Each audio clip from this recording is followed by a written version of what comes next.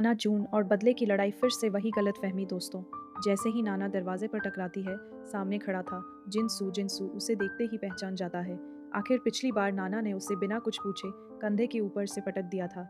बेचारा अभी तक उस दर्द को भूला नहीं था, इसलिए इस बार उसने तुरंत अपनी प्रोसिक्यूटर आईडी निकाल ली और बोला, रुको, मैं कोई गुंडा नहीं हूँ। भाई पहले ही अपनी सफाई देने लग गया।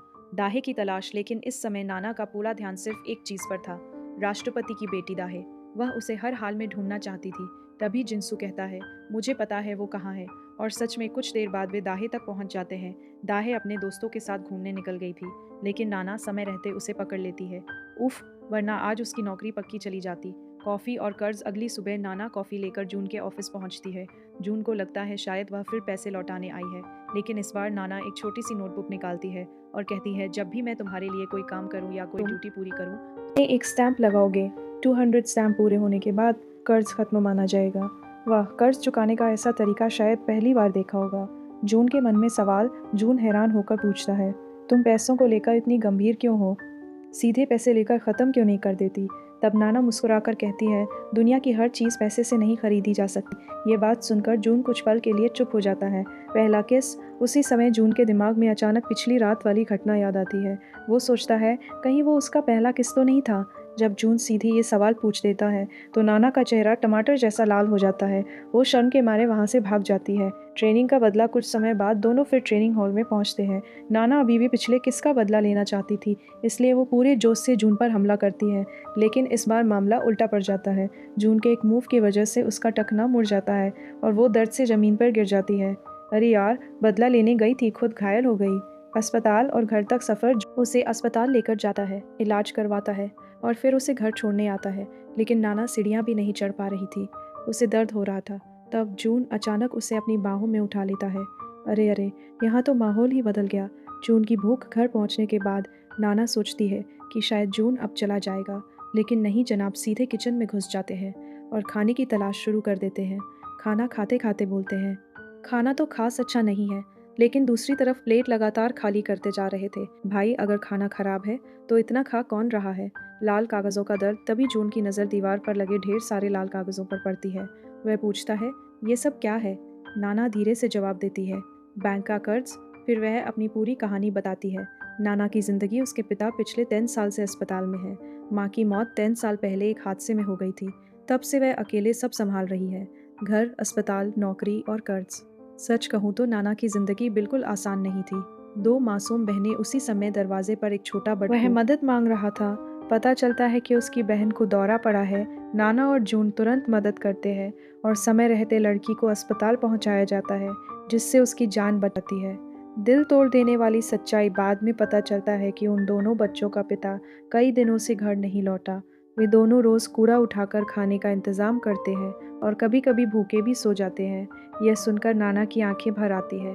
भूख या इज्जत? नाना पूछती है, तुम लोग वेलफेयर सेंटर क्यों नहीं जाते? तब छोटी लड़की रोते हुए कहती है, अगर स्कूल वालों को पता चल गया तो वे हमें भिखारी कहेंगे, इसलिए हम कूड़े से खाना ढूंढ लेते हैं। दोस्तों, ये सीन सच में दिल तोड़ देने वाला था। दूसरी तरफ सिटी हंटर की वापसी। उधर जून अपने असली मिशन पर लगा हुआ था। उसने भ्रष्ट नेता के खिलाफ और सबूत जुटाने शुरू कर दिए। कुछ गुंडे उसे रोकने की कोशिश करते हैं, लेकिन उन्हें नहीं पता था कि वे किससे भिड़ रहे हैं। 23 मूव्स में खत्म। जून बिजली जैसी गति से हमला करता है। 1, 2, 3 और कुछ ही सेकंड में सारे गुंडे जमीन पर पड़े होते हैं। सिर्फ 23 मूव्स। भाई ने तो पूरा गैंग साफ कर दिया। रिश्वत का सबूत। लड़ाई के बाद जून को आखिरकार वो चीज़ मिल जाती है जिसकी उसे तलाश थी, एक बैंक पासबुक जिसमें रिश्वत के लेन देन का पूरा रिकॉर्ड था। यही वो सबूत था जो पूरे सिस्टम को हिला सकता था।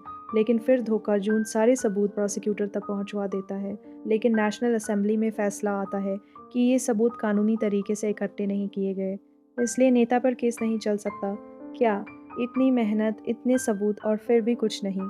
जून की कसम। भ्रष्ट नेता खुलकर हंसता है और सबके सामने खुद को निर्दोष साबित कर देता है।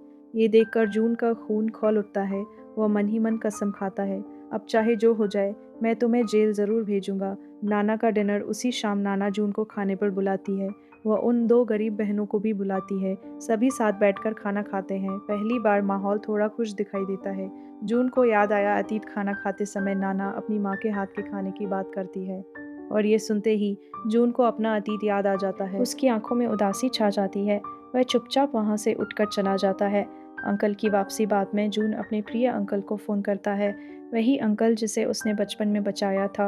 वही इंसान जो उसे परिवार जैसा लगता था। कुछ समय बाद उसके गोद लिए पिता अंकल को कोरिया भेजने का फैसला करते हैं।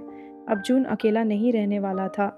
दाहे का नया ड्रामा उधर राष्ट्रपति की बेटी दाहे फिर से अपने पिता को परेशान कर रही थी। वह बार बार अपने ट्यूटर बदलवा रही थी, लेकिन इस बार उसने जिद पकड़ ली। मुझे सिर्फ जून ही पढ़ाएगा। लगता है एक और लड़की जून पर फिदा हो चुकी है। टीचर नहीं तो बॉयफ्रेंड बन जाओ। दोस्तों, कहानी अब और भी मज़ेदार मोड़ लेने वाली है। जून जैसे ही वहाँ से जाने लगता है, अचानक दाहे समर एक ऐसा डायलॉग मारती है कि सबके होश उड़ जाते हैं।